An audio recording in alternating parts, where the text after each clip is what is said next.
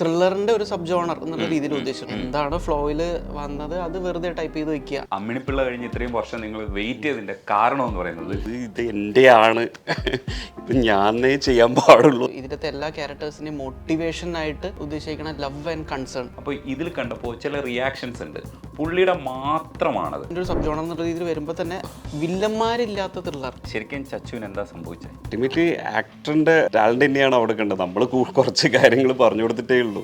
Sounding ചോയ്സുകൾക്ക് ഒരു വലിയ പ്രാധാന്യം ഉണ്ടല്ലോ, ഏത് ടോൺ നമ്മൾ തീരുമാനിക്കണം. അങ്ങനത്തെ ടെറൈനിലുള്ള ആൾക്കാർ നിൽക്കുന്ന ഒരു നിൽപ്പും ആ മുണ്ടും പിടിച്ചിട്ടുള്ള സുഷിൻ ചെയ്യാനിരുന്നതാണ് പുള്ളി ചെയ്തതല്ല. പുള്ളിയുടെ ഉള്ളിൽ ഒരു ഭയങ്കര ഒരു എക്സ്ട്രാ ഓർഡിനറി ഒരു ഇന്റർനാഷണൽ ലെവൽ ഓഫ് മ്യൂസിഷ്യൻ ഉണ്ട് പുള്ളിയുടെ ഉള്ളിൽ. സസ്പെൻസ് പോവെങ്കിൽ നിങ്ങൾ ഉത്തരം പറയണ്ട, അബ്സ്ട്രാക്റ്റ് ആയിട്ട് ചോദിച്ചാൽ മതി. എന്തായാലും കാര്യം പറഞ്ഞാൽ എനിക്ക് മനസ്സിലാവും. കിഷ്കിന്ദ കാണ്ഡം എന്ന സിനിമയുടെ വിജയവിശേഷങ്ങളുമായിട്ട് സംവിധായകൻ നമുക്കൊപ്പം ഉണ്ട്, ദിൻജിത്ത് ആണ്. കക്ഷി അമ്മിണിപ്പിള്ളയൊക്കെ ചെയ്ത ദിൻജിത്ത് നമുക്കൊപ്പം ഉണ്ട്.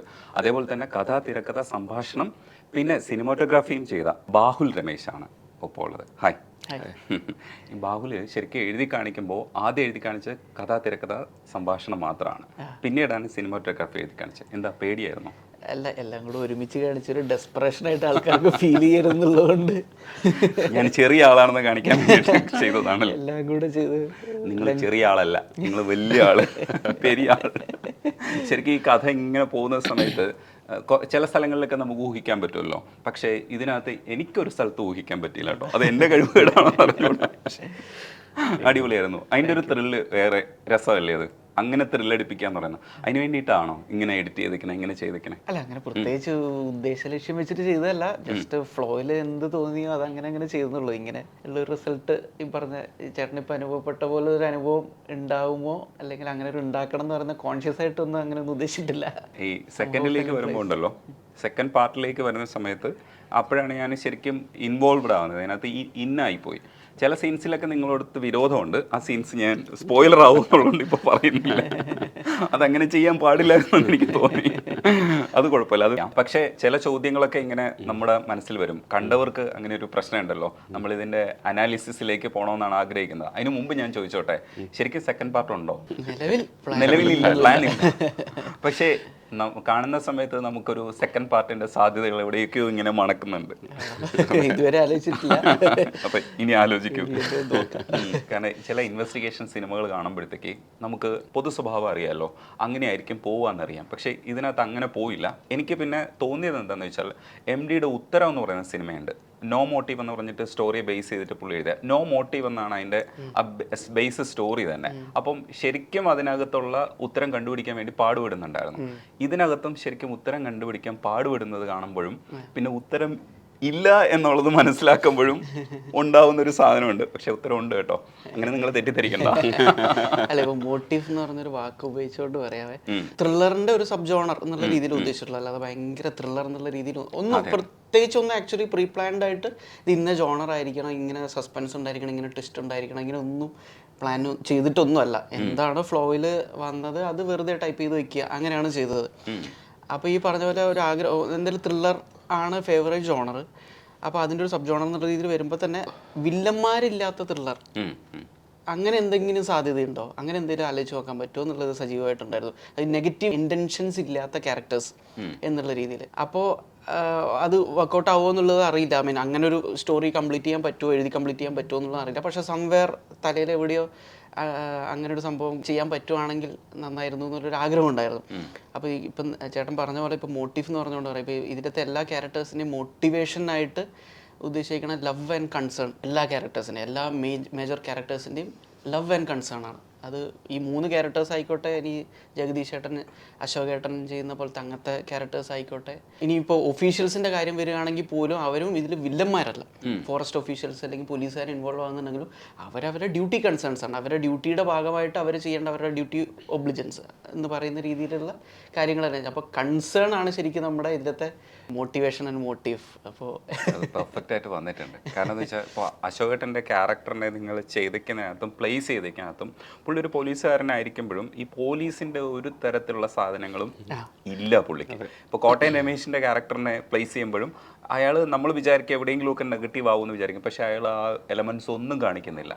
അപ്പം ഉയർന്ന ഉദ്യോഗസ്ഥനായിട്ട് നിഷാൻ അയാളെ കൊണ്ടുവന്ന് പ്ലേസ് ചെയ്യുമ്പോഴും എന്തോ വലിയ കാര്യങ്ങളൊക്കെ ആണ് അതിനകത്ത് ഉദ്ദേശിക്കുന്നത്. അയാൾ ഒരു വലിയ ഉദ്യോഗസ്ഥനാണെന്ന് നമുക്ക് മനസ്സിലാവുന്നുണ്ട്. പക്ഷെ ആ ക്വാളിറ്റി അയാൾ മെയിൻറ്റെയിൻ ചെയ്യുന്നുണ്ട്, ആ ക്യാരക്ടർ.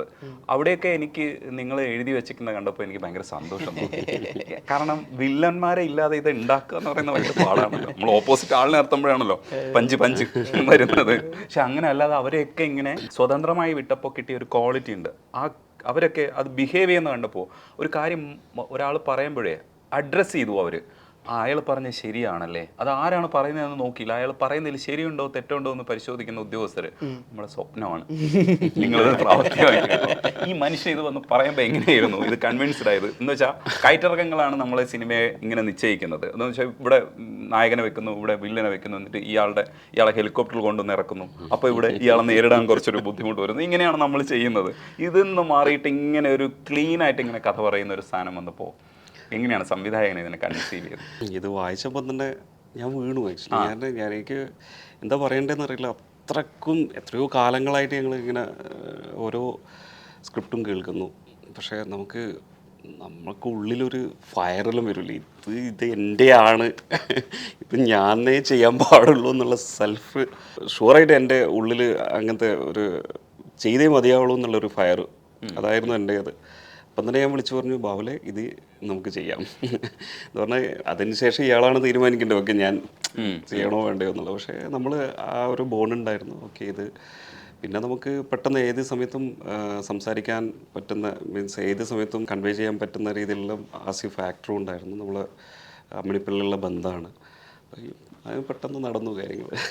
ഒരു നിരൂപകൻ പറഞ്ഞത് അമ്മിണിപ്പിള്ള കഴിഞ്ഞ് ഇത്രയും വർഷം നിങ്ങൾ വെയിറ്റ് ചെയ്തതിന്റെ കാരണം എന്ന് പറയുന്നത് ഇത്തരം ഒരു ക്രാഫ്റ്റ് മേക്ക് ചെയ്യാൻ വേണ്ടിയിട്ടാണ്. അതുകൊണ്ട് അയാൾ ഒരു സല്യൂട്ട് ചെയ്തിരിക്കുകയാണ് അതിനകത്ത്. അത് ഭയങ്കര സന്തോഷമല്ലേ?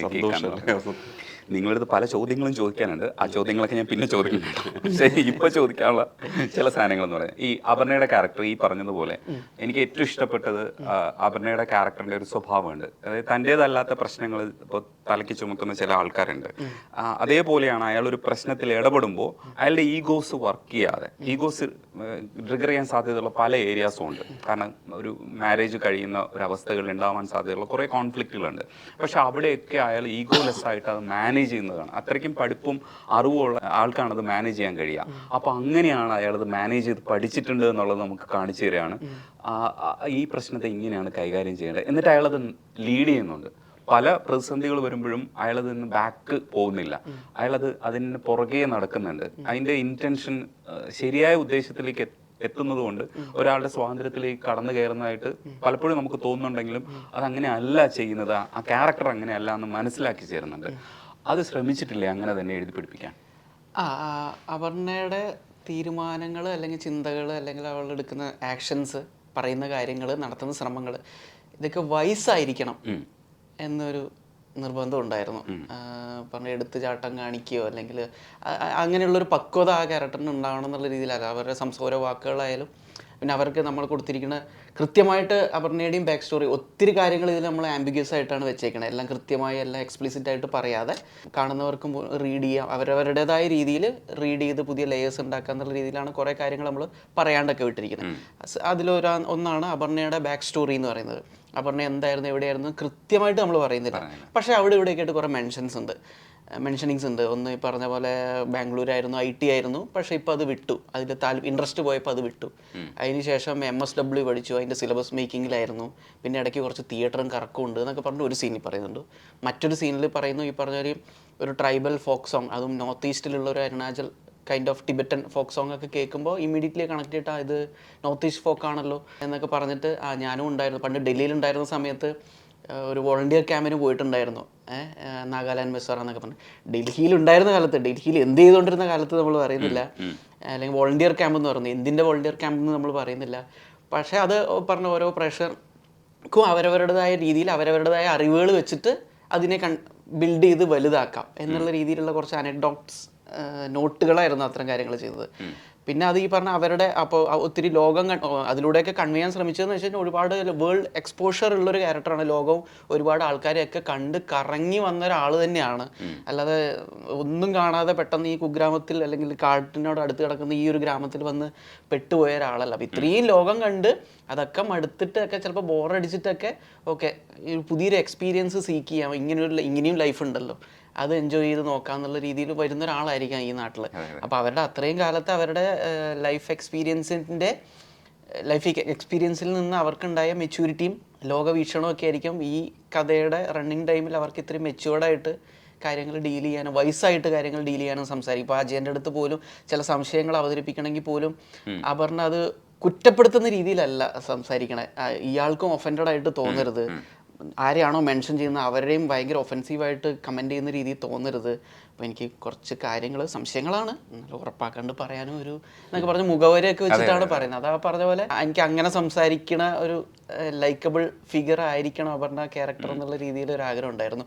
പിന്നെ ഈ പറഞ്ഞ പോലെ അപർണ ചില സീനുകൾ പെർഫോം ചെയ്തിരിക്കുന്ന രീതി അത് അപർണയുടെ തന്നെ സ്വന്തം കോൺട്രിബ്യൂഷൻ എന്ന് വന്നിരിക്കുന്ന സാധനമാണ്. അപ്പോൾ ഭയങ്കര ഈ പറഞ്ഞ പക്വതയും ലോകപരിചയം ഒക്കെ ഉണ്ടെന്ന് പറയുമ്പോഴും പല സീനുകളിലും ഭയങ്കര നെയ്വിറ്റി ഇന്നസെൻസോട് കൂടിയാണ് അവർ പെരുമാറുകയും ചെയ്യുന്നത്.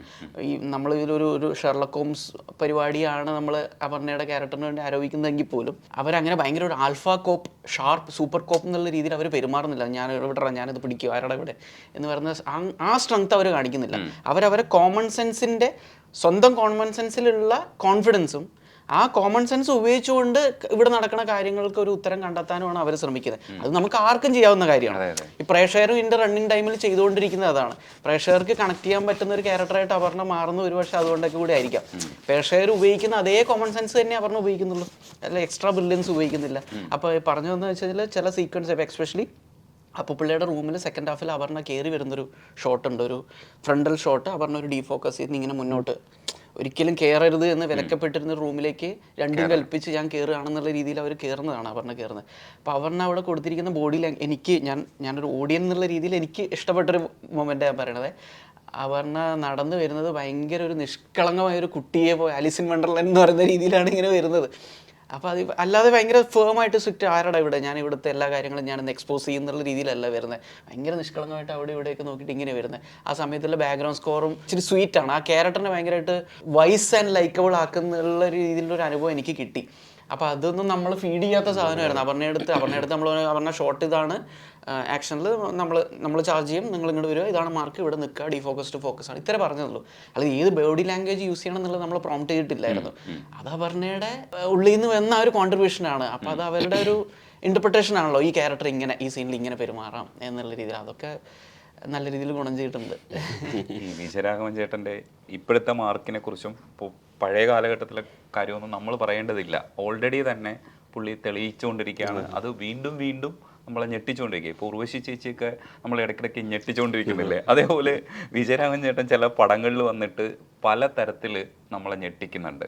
അപ്പോൾ ഇതിൽ കണ്ടപ്പോൾ ചില റിയാക്ഷൻസ് ഉണ്ട്, പുള്ളിയുടെ മാത്രമാണത്, അല്ലെങ്കിൽ പുള്ളി മാത്രമാണ് അപ്പോൾ അവിടെ ഹാൻഡിൽ ചെയ്യുന്നത്. കാരണം നമുക്കറിഞ്ഞുകൂടാ എന്ത് എക്സ്പ്രഷനാണെന്നുള്ളതും. പക്ഷേ ഇത് രണ്ടാമത് വാച്ച് ചെയ്യുമ്പോഴും നമ്മൾ ഏറ്റവും കൂടുതൽ ശ്രദ്ധിക്കാൻ പോകുന്നത് വിജയരാഘവൻ ചേട്ടൻ്റെ എക്സ്പ്രഷൻസ് ആണ്. ആ സ്ഥലത്ത് എന്ത് എക്സ്പ്രഷനാണ് പുള്ളി കൊടുത്തതെന്ന് എനിക്ക് തോന്നുന്നു റീവാച്ച് ചെയ്യുമ്പോൾ കുറച്ചുകൂടെ രസം ഉണ്ടാവും. പുള്ളിക്ക് ആ സമയത്തൊക്കെ എന്ത് നിർദ്ദേശമാണ് കൊടുത്തുകൊണ്ടിരുന്നത്? കാരണം നമുക്ക് അറിഞ്ഞുകൂടാത്തൊരു സ്പേസ് ആണിത്. അല്ല, പുള്ളി ഒന്നെന്ന് പറഞ്ഞാൽ പുള്ളി ഭയങ്കരമായിട്ട് ഇൻവോൾവ് ആയിരുന്നു. മീൻസ് ആ ക്യാരക്ടർ അത്രയ്ക്കും ഫസ്റ്റ് ടൈം നമ്മൾ നറേറ്റ് ചെയ്ത സമയത്ത് തന്നെ പല ക്വസ്റ്റ്യൻസും മൂപ്പര് ചോദിച്ചിട്ടുണ്ടായിരുന്നു. അപ്പോൾ ബാഹുൽ കറക്റ്റായിട്ട് തന്നെ ഡിസ്ക്രൈബ് ചെയ്തിട്ടുണ്ടായി, ഇങ്ങനെയുള്ള ക്യാരക്ടർ സ്വഭാവം ഈ കാര്യങ്ങളെല്ലാം മൂപ്പർക്ക് ഫസ്റ്റ് തന്നെ നമ്മൾ കൊടുത്തതാണ്.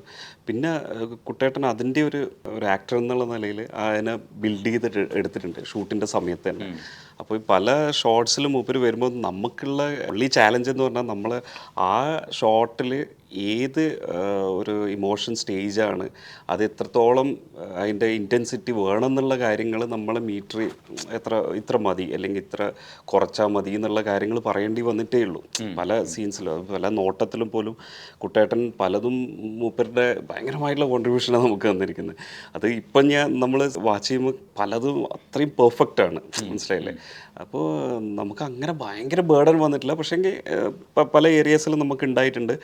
കുറച്ച് ലൗഡാവാൻ പാടില്ല, അല്ലെങ്കിൽ ഇത്ര ലൗഡ്നെസ് മതി.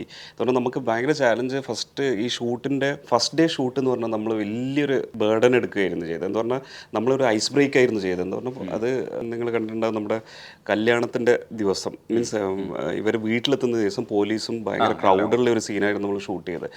അത് എടുക്കാനുള്ള മെയിൻ റീസൺ എന്ന് പറഞ്ഞാൽ നമ്മളൊന്ന് ഐസ് ബ്രേക്ക് ചെയ്യുക, ഇങ്ങനത്തെ വലിയൊരു ഷോട്ട് എടുത്തിട്ട് കുട്ടേട്ടൻ എന്ന് പറഞ്ഞ ക്യാരക്ടറിനെ നമ്മൾ എക്സ്പ്ലോർ ചെയ്യുക. അപ്പം തന്നെ നമുക്ക് ഒരു മീറ്റർ കിട്ടും എന്നുള്ള പ്ലാനിലായിരുന്നു നമ്മൾ രണ്ടാളും. അപ്പോൾ അവിടെ തന്നെ നമുക്ക് മനസ്സിലായി കുട്ടേട്ടൻ ഏത് ലെവലിലാണ്. മൂപ്പര് ഒരു മീറ്റർ പിടിച്ചിട്ടുണ്ടാവും, ഓക്കെ ഇത് ക്യാരക്ടറിന് ഈ ഒരു ലെവലിലാണ് ഞാനുള്ളത്. അപ്പോൾ അത് ചെയ്യുമ്പോൾ തന്നെ നമുക്ക് മനസ്സിലായി ഓക്കെ ഇത്ര വേണ്ട, അല്ലെങ്കിൽ ഈ ഒരു ലെവലിൽ മതി എന്നുള്ള ഒരു ധാരണ കിട്ടും. അത് എപ്പോഴും ഏത് ഡയറക്ടറിനും ഒരു സ്റ്റേജ് ഉണ്ട്, ഒരു 3 or 4 days ഉണ്ടാവും. നമ്മളൊരു ക്യാരക്ടറിൻ്റെ ട്രാവൽ കാണുമ്പോൾ തന്നെ മനസ്സിലാവും നമ്മൾ ഏത് ഇത്ര മതി, അല്ലെങ്കിൽ ഇതിനാണ് കുറച്ചും കൂടി പോകാമെന്നുള്ള ഒരു ഡിസിഷൻ ആക്ച്വലി എടുക്കാനുള്ള ഒരു ടൈം പീരീഡ് ഉണ്ട്. അപ്പോൾ എനിക്ക് തോന്നുന്നു ഫസ്റ്റ് ഡേ തന്നെ നമുക്ക് മനസ്സിലാവും ഓക്കെ ഇത്ര മതി. അതിന് ശേഷം നെക്സ്റ്റ് ഡേ ഷൂട്ട് ചെയ്യുമ്പോൾ ഓക്കെ വരുന്നുണ്ട്. പിന്നെ ഒരു 3-4 days കുട്ടേട്ടൻ കറക്റ്റ് അപ്പുപ്പിള്ള എന്നുള്ള ക്യാരക്ടറിൽ തന്നെ ആയി മാറി എന്നുള്ളതാണ്. അപ്പോൾ കുട്ടേട്ടൻ എന്ന് പറഞ്ഞാൽ പിന്നെ നമുക്ക് അങ്ങനെ കൂടുതൽ ടെൻഷൻ ഉണ്ടായിട്ടില്ല. അവർ ഓരോ ചെറിയ ചെറിയ സീൻസെല്ലാം നമുക്ക് തന്നെ ഇപ്പോൾ ബ്രില്യൻസ് തന്നെയാണ്. നമ്മുടെ ഒരു ഷോട്ടിൽ മൂപ്പര് പെട്ടെന്ന് കൺഫ്യൂഷനായി തിരിഞ്ഞ് നടക്കുന്ന ഒരു സീനുണ്ട്. അത് പെട്ടെന്ന് വീഴുന്ന തരത്തിൽ ഒരു കല്ല് തട്ടിയിട്ട് അതെല്ലാം കുട്ടേട്ടൻ്റെ എടുത്തിട്ടതാണ്. നമ്മൾ അത് കാണുമ്പോൾ തന്നെ നമുക്ക് അയ്യോ ഇതെല്ലാം ഇങ്ങനെ ചെയ്യുന്നതെന്ന് തോന്നിപ്പോവും. അത്രക്കും ബ്രില്യൻറ്റ്.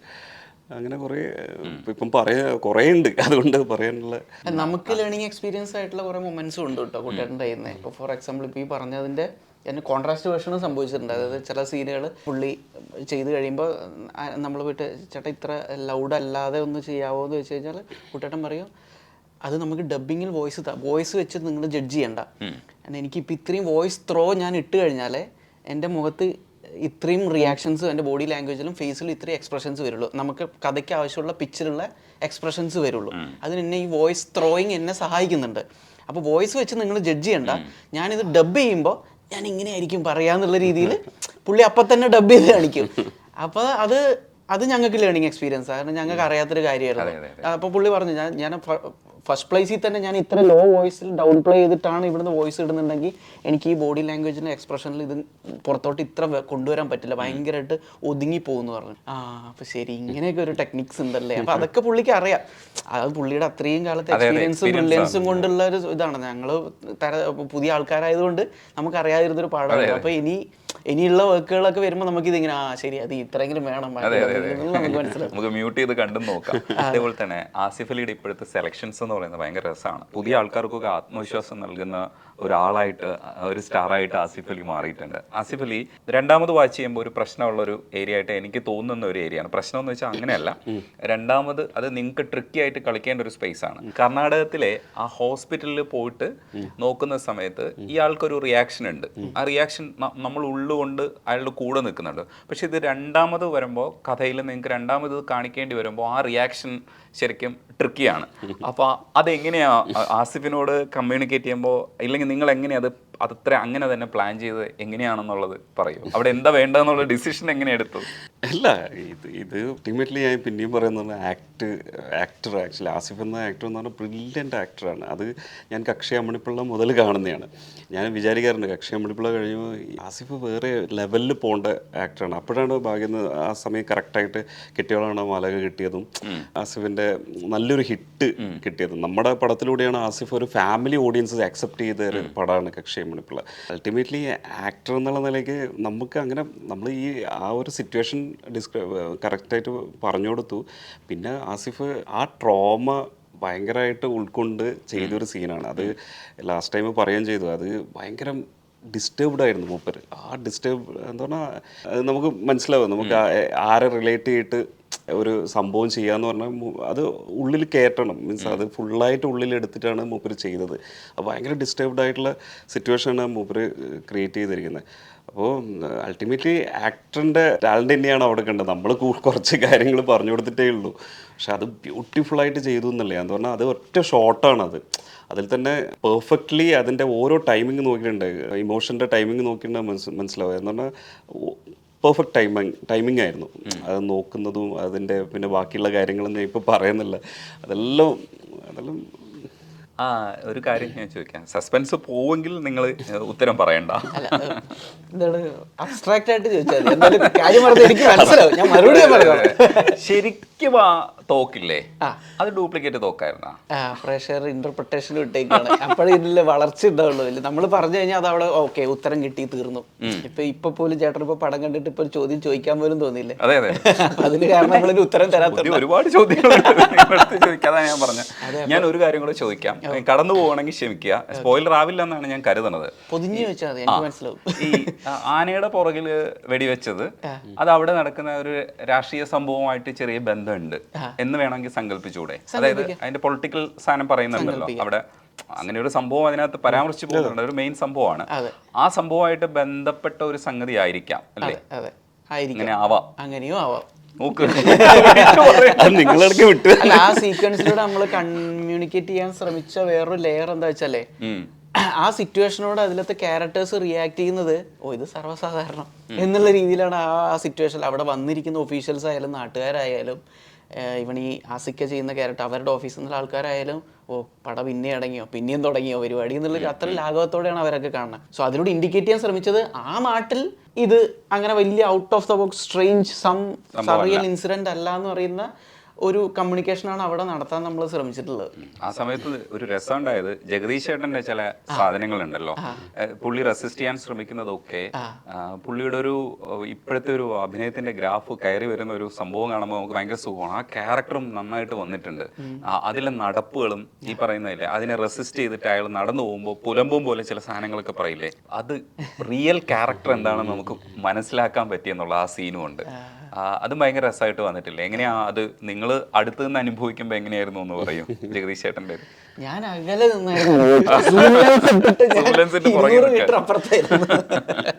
അല്ല, ജഗദീഷ് ചേട്ടൻ അതാണ് ചെറിയ ചെറിയ മൈന്യൂട്ട്, അതാണ് ഞാൻ പറയുക ഈ എക്സ്പീരിയൻസ് ആക്ടേഴ്സിൻ്റെ ഒരു ഗുണം എന്ന് പറഞ്ഞാൽ. അവർ അത്രയും ടാലൻ്റ് ആയ, ഇപ്പോൾ ക്യാരക്ടർ നമ്മൾ പറഞ്ഞു കൊടുത്താൽ കൂടെ അവർ ചെറിയ ചെറിയ മൈന്യൂട്ട് ഡീറ്റെയിൽസ് അവർ തന്നെ ആഡ് ഓൺ ചെയ്യുന്നതാണല്ലോ. ഒരു സീൻ ഉണ്ടല്ലോ, നമ്മുടെ ഫോറസ്റ്റ് ഓഫീസിൽ നിന്ന് പുറത്തുനിന്ന് ഫോൺ വിളിക്കുന്നു, അജയൻ കാണുന്നു. അപ്പോൾ ഈ സീൻ തന്നെ എടുത്തിട്ടുണ്ടെങ്കിൽ ജഗദീഷ് ചേട്ടന് ഒരു നിൽപ്പുണ്ട് അവിടെ, ഒരു മുണ്ട് മേലെ ഇങ്ങനെ കുത്തിയിട്ട് അതൊരു വളഞ്ഞിട്ട് അയാളുടെ ഒരു ക്യാരക്ടർ അങ്ങനെയാണ്. അപ്പോൾ അതുപോലെ നമ്മൾ പറഞ്ഞിട്ട് കൂടുതൽ പറഞ്ഞിട്ടില്ല, ബാക്കിയുള്ള കാര്യങ്ങളെല്ലാം പറഞ്ഞു. പക്ഷേ ജഗദീഷ് ചേട്ടൻ ആഡ് ചെയ്തതാണെന്ന് പറഞ്ഞാൽ അങ്ങനത്തെ ആ ഏരിയയിൽ അല്ലെങ്കിൽ അങ്ങനത്തെ ടെറൈനിലുള്ള ആൾക്കാർ നിൽക്കുന്ന ഒരു നിൽപ്പും ആ മുണ്ടും പിടിച്ചിട്ടുള്ള ആ സംഭവം എല്ലാം എന്ന് പറഞ്ഞാൽ മൂപ്പര ഒരു കോൺട്രിബ്യൂഷനാണ്. അതേപോലെ ഈ ഡയലോഗ്സ് എല്ലാം എന്ന് പറഞ്ഞാൽ നമ്മൾ ആ സമയത്ത് മെയിനായിട്ട് സ്ക്രിപ്റ്റിലുണ്ടായിരുന്നു, പിന്നെ അവിടുന്ന് ആഡ് ഓൺ ചെയ്ത സാധനങ്ങളാണ് ലാസ്റ്റ് പൊലമ്പിയിട്ട് പറഞ്ഞിട്ട് പോകുന്നത്. അപ്പോൾ അതെല്ലാം നാച്ചുറലായിട്ട് അവിടെ വന്നു. ഫസ്റ്റില് പോലീസ് സ്റ്റേഷനിൽ ഈ തോക്ക് ഏൽപ്പിക്കാൻ വരുന്ന സംഭവം കാണിക്കുമ്പോൾ പോലീസിന്റെ പ്രൊസീജിയർ ഉണ്ടല്ലോ, അത് രസമായിട്ടായിരുന്നു. ഒരു റിയലിസ്റ്റിക് സിനിമയുടെ തുടക്കമാണെന്നുള്ളത് നിങ്ങൾ അവിടെ തന്നെ എസ്റ്റാബ്ലിഷ് ചെയ്തു. അവിടെയാണ് ഫസ്റ്റ് നിങ്ങൾക്കൊരു, എന്നെ പോലെയൊക്കെയുള്ള പ്രേക്ഷകരെ സിനിമയ്ക്ക് ഉള്ളിലാക്കിയതിൻ്റെ ഫസ്റ്റ് സാധനം എന്ന് പറയുന്നത് ഇത് റിയലിസ്റ്റിക് ആയിട്ടാണ് നിങ്ങൾ കഥ പറയാൻ പോകുന്നത്. കാരണം അവിടുത്തെ കംപ്ലീറ്റ് സാധനങ്ങളും കാണിക്കുന്നുണ്ട്, പ്രൊസീജിയർ കംപ്ലീറ്റ് കാണിക്കുക എന്ന് പറയുന്നത് എന്ന് വെച്ചാൽ എന്നാൽ ലാഗല്ല, കാണിക്കുന്നുമുണ്ട്. അവിടെയൊക്കെ എടുത്തൊരു ശ്രമം ഉണ്ടല്ലോ, അങ്ങനെ തന്നെ വേണമെന്ന് നിങ്ങൾ നിശ്ചയിച്ചിരുന്നു. അതിന് ദിഞ്ചിത്തേട്ടൻ്റെ ഒരു ഫ്രണ്ട് പോലീസിലുള്ള വ്രജേട്ടൻ അല്ലേ, വ്രജേട്ടൻ എന്ന് പറയുന്ന ഒരു കക്ഷിയെ കണക്ട് ചെയ്ത് തന്നിരുന്നു. അപ്പം ഞാൻ പുള്ളിയുടെ അടുത്ത് വിളിച്ചിട്ട്, ചേട്ടാ ഇങ്ങനൊരു സിറ്റുവേഷനിൽ നിങ്ങൾ എന്തായിരിക്കും പറയുക, അവരെന്തായിരിക്കും പറയുക, ഓക്കെ ഇതിനിടയിൽ നിങ്ങൾ എന്താണ് കുശലം പോലെ എന്തെങ്കിലും വെറുതെ പറയാറുണ്ടോ, അപ്പോൾ അവരെങ്ങനെയായിരിക്കും റെസ്പോണ്ട് ചെയ്യുക. അങ്ങനെ നമുക്കിത് ഒരിക്കലും ഭയങ്കര ഫോമലായിട്ട് തോന്നിപ്പിക്കാൻ വേണ്ടത് ഒരു സർവ്വസാധാരണമായൊരു ലാഘവത്തോടെ ചെയ്യുന്നൊരു പരിപാടിയായിട്ട് തന്നെ തോന്നണം എന്നുള്ള രീതിയിലുള്ളതുകൊണ്ട് നമുക്കിത് പരിചയമില്ലല്ലോ. ഇങ്ങനൊരു സ്കീമുണ്ട്, ഇങ്ങനെ ഇലക്ഷൻ വരുമ്പോൾ ഇങ്ങനെ ഡെപ്പോസിറ്റ് ചെയ്യണം എന്നുള്ള അറിയാതല്ലാതെ ഹൗ ദിസ് ഇൻട്രാക്ഷൻ ഗോസ് എന്നുള്ളത് നമുക്കറിയില്ല. അപ്പോൾ അത് പ്രജാറ്റിൻ്റെ അടുത്തും ചോദിച്ചു. അതിനുശേഷം ഞാൻ വേറൊരു ബിജു റെജിൽ പരിചയപ്പെടുത്തിയ ഒരു SI പുള്ളി ഉണ്ടായിരുന്നു, പുള്ളിയുടെ അടുത്തും സംസാരിച്ചു. അപ്പോൾ അവരുടെ അടുത്ത് ഇൻട്രാക്ട് ചെയ്ത് ഇങ്ങനെ പറയാൻ സാധ്യതയുണ്ട്. ഓക്കെ, അപ്പോൾ ചിലപ്പോൾ നമ്മളുടെ പർപ്പസ് ആയിരിക്കും എന്ന് പറഞ്ഞാൽ ഈ ഫോർമാലിറ്റിയിൽ നിന്ന് ബ്രേക്ക് ചെയ്യുന്ന എന്തെങ്കിലും ഒരു കാഷ്വൽ ടിപ്സ് ഒന്ന് കിട്ടാൻ വേണ്ടിയിട്ടായിരിക്കും നമുക്ക് ആവശ്യം. അപ്പോൾ അത് ഇവരുടെ ഉള്ളിൽ നിന്ന് കിട്ടണം. അപ്പോൾ അവരോട് ചേട്ടാ ഇത് ഈ ഫോർമാലിറ്റി ഒക്കെ വിട്, നിങ്ങൾക്ക് ഒരു കുശലം ചോദിക്കാനാണെങ്കിൽ എന്ത് ചോദിക്കാൻ പറ്റും, നിങ്ങളങ്ങനെ ചോദിക്കുമോ, ഇനി സരസനായിട്ടുള്ളൊരു പോലീസുകാരനാണെങ്കിൽ നല്ല മൂഡിലിരിക്കുകയാണെങ്കിൽ ചോദിക്കുമോ എന്നൊക്കെ പറഞ്ഞിട്ട് അങ്ങനെയൊക്കെ വേണമെങ്കിൽ ചോദിക്കാടോ എന്ന് പറഞ്ഞിട്ട് അവർ ഇങ്ങനെ ചോദിക്കുക, അങ്ങനെ പറയും. അങ്ങനെ ചോദിച്ചപ്പോഴാണ് അതിൽ മറ്റേ ഇത് അടുത്ത് ഉപയോഗിച്ചിട്ടൊന്നുമില്ലല്ലോ എന്ന് പറയുന്ന സൈർ കഴിക്കുന്നുണ്ട്. അതൊക്കെ ആ കുശലത്തിന്റെ ഭാഗമായിട്ട്. അപ്പോൾ അതിന് മറുപടി ആയിട്ട് മറ്റേ എന്ന് പറഞ്ഞിട്ടൊരു മറുപടിയും പറയുന്നുണ്ട്. അതൊക്കെ ഈ പറഞ്ഞ ഒരു ഡീഗ്ലാമറൈസിങ്ങിന് വേണ്ടിയിട്ടാണ്, ഭയങ്കര സൊഫിസ്റ്റിക്കേഷനിലൂടെ ആ പ്രൊസീജിയർ പോകാണ്ട് പച്ചയ്ക്ക് നടക്കുന്ന ഗ്രൗണ്ടിൽ നടക്കുന്ന ഒരു കാര്യം പിടിച്ച് തറയിലേക്ക് ഇരുത്താൻ വേണ്ടിയിട്ട് ചെയ്ത പരിപാടികളാണ്. പിന്നെ അതിൻ്റെ വിഷ്വൽ ഡീറ്റെയിലിങ്ങിൻ്റെ ക്രെഡിറ്റ് കുറേയൊക്കെ അതിൻ്റെ ഡീറ്റെയിലിംഗ് എടുത്ത് നമ്മുടെ അഫ്നാസ് എന്ന് പറഞ്ഞ നമ്മുടെ ഒരു അസിസ്റ്റന്റ് ഡയറക്ടർ ഉണ്ട്. അവനാണ് ഈ പറഞ്ഞ പോലീസ് സ്റ്റേഷനിൽ എങ്ങനെയാണ് ഈ ബെൽ ഓഫ് ആംസ് എങ്ങനെ ഉണ്ടാവും, അവരെങ്ങനെയാണ് ഇത് പൊതിഞ്ഞ് വെക്കുക, എവിടെയാണ് വെക്കുക എന്നുള്ള കാര്യങ്ങളൊക്കെ അവൻ നല്ല രീതിയിൽ ഒന്ന് ഒരു ബാക്ക്ഗ്രൗണ്ട് ചെക്കൊക്കെ നടത്തിയിട്ട് അത് ചെയ്തു വെച്ചിട്ടുണ്ടായിരുന്നു. അല്ലേ, നമ്മുടെ പടത്തിൽ മുഴുവനുള്ള ഇങ്ങനത്തെ എല്ലാം സീക്വൻസിൽ ഇപ്പോൾ രജിസ്റ്റർ ഓഫീസ് ഇതെല്ലാം നമ്മുടെ സ്ക്രിപ്റ്റിൽ ആദ്യം എഴുതിയതിന് ശേഷവും നമ്മൾ അതിനെ റിസർച്ച് ചെയ്ത് എങ്ങനെയുള്ള അതിൻ്റെ കറക്റ്റ് ഫോർമേഷൻ ഉണ്ടല്ലോ, എങ്ങനെയാണ് അതിൻ്റെ പ്രോസസ്സ്, ഇതെല്ലാം എന്ന് പറഞ്ഞാൽ നമ്മൾ അസിസ്റ്റന്റ്മാർ തന്നെ എല്ലാ രീതിയിലും അതിനെ അവിടെ സംസാരിക്കുന്നത്. ഇപ്പോൾ ഇതേ പറഞ്ഞ പോലെ തന്നെ എന്തെല്ലായിരിക്കും, എങ്ങനെയായിരിക്കും സംസാര രീതി, അല്ലെങ്കിൽ അങ്ങനത്തെ പ്രോസസ്സ് എല്ലാ ഓരോ ഏരിയാസിലും ഉണ്ട്. അതെല്ലാം അങ്ങനെ ചെയ്തതാണ്. ഫുൾ ഡീറ്റെയിലിംഗ് ഡീറ്റെയിൽസ് ഗുണമുണ്ടായിരുന്നു. കാരണം നിങ്ങൾ റിയലിസ്റ്റിക് ആയിട്ട് ഒരു കഥ പറയാൻ പോവാണെന്ന് ആ 2 സീൻ അടുത്തടുത്താണല്ലോ വരുന്നത്. ആ 2ലും അയാൾ ID കാർഡ് ചോദിക്കുന്നു, അത് കഴിഞ്ഞിട്ട് ഡീറ്റെയിൽസ് ചോദിക്കുന്നു, അച്ഛൻ്റെ പേര് ചോദിക്കുന്നു. അപ്പൊ അത്രയൊന്നും കാണിക്കേണ്ട കാര്യമില്ലായിരുന്നു എന്ന് തോന്നും. പക്ഷെ ആ ഡീറ്റെയിലിംഗ് ആണ് നമ്മളെയൊക്കെ ഇവര് അത്യാവശ്യം പഠിച്ചിട്ടാണ് ഈ സാധനത്തിന് പുറപ്പെട്ടിരിക്കുന്നത് എന്നുള്ളൊരു, അത് ഈ പറയുന്ന മൊത്തം കഥയ്ക്കും ഗുണം ചെയ്യും. ചിലപ്പോൾ സയൻറ്റിഫിക്കൽ അല്ലാത്ത കാര്യങ്ങൾ പോലും നമ്മൾ അത്രയും സയൻറ്റിഫിക്കായിട്ട് വിശ്വസിക്കുന്നതിൻ്റെ കാരണം എന്ന് പറയുന്നത് നിങ്ങൾ ഡീറ്റെയിൽസ് എടുത്താണെന്ന് ആദ്യം തന്നെ എസ്റ്റാബ്ലിഷ് ചെയ്തു എന്നുള്ളത് കൊണ്ടാണ്. അപ്പം നിങ്ങൾക്ക് ചില കാര്യങ്ങളൊക്കെ ഞങ്ങൾ വിട്ടുതരും, ഇത് അങ്ങനെയാണെങ്കിൽ അങ്ങനെ ആയിക്കോട്ടെ എന്ന്.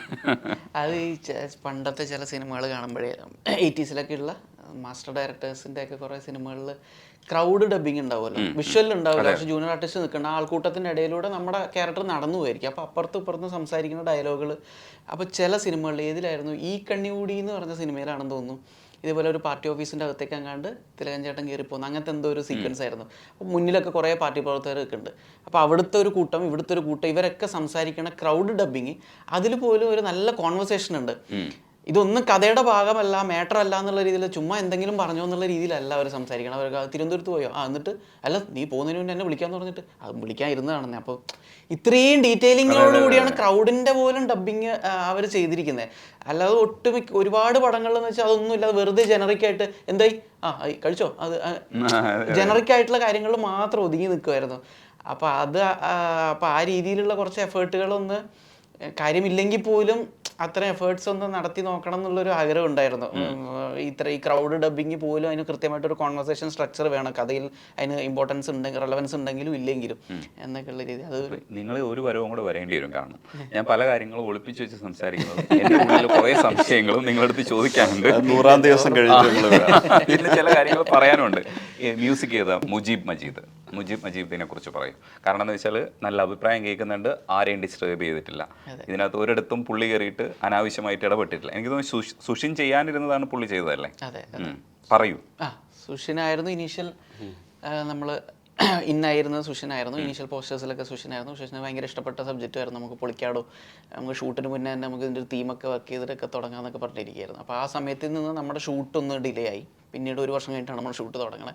ആ സമയത്ത് നമ്മുടെ ഷൂട്ടൊക്കെ കഴിഞ്ഞ് എഡിറ്റൊക്കെ കഴിഞ്ഞ് മ്യൂസിക്കിലേക്ക് കയറാനാകുമ്പോഴത്തേക്ക് സുഷിൻ തിരക്കിലായി. ആവേശം മഞ്ഞുമലിൻ്റെ ഒക്കെ തിരക്കിൻ്റെ സമയമായി. അപ്പം നമുക്കും അപ്പം വർക്ക് തുടങ്ങിയേ പറ്റുള്ളൂ എന്നുള്ള അവസ്ഥയായി.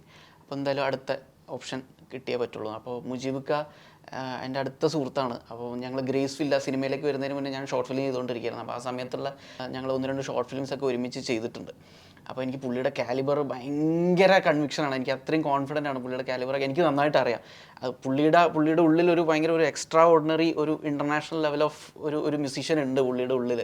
ഒരു എനിഗ്മയുണ്ട്, പുള്ളി ക്യാരി ചെയ്യുന്നൊരു എനിഗ്മയുണ്ട്. അപ്പോൾ അത് കൃത്യമായിട്ട് ഷോ ഓഫ് ചെയ്യാൻ പറ്റുന്ന ഒരു പ്ലാറ്റ്ഫോം സാധനങ്ങൾ വന്നു കഴിഞ്ഞാൽ പുള്ളി എറിക്കും എന്നുള്ളത് എന്തെങ്കിലും അത് നടക്കാനിരിക്കുന്നതാണ്. It was bound to happen എന്നുള്ള രീതിയിലേക്കാണ്. അപ്പോൾ കറക്റ്റ് നമ്മളിൽ ഇങ്ങനെ ഒരു സിറ്റുവേഷൻ വന്നപ്പോൾ ഞാൻ ദിലീപേട്ടൻ്റെ അടുത്ത് പറഞ്ഞു, ചേട്ടാ ഇനി മുജീബിക്കാണെന്ന് വെച്ച് കഴിഞ്ഞാൽ ഒരു ഈഗോയും ഇല്ലാതെ കട്ടയ്ക്ക് നമ്മുടെ തോളിൽ കൈയിട്ട് നിൽക്കുന്ന ഒരു ചങ്ങാതിനെ പോലെ നമ്മുടെ കൂടെ നിന്ന് ചെയ്യുന്ന ഒരാളായിരിക്കും.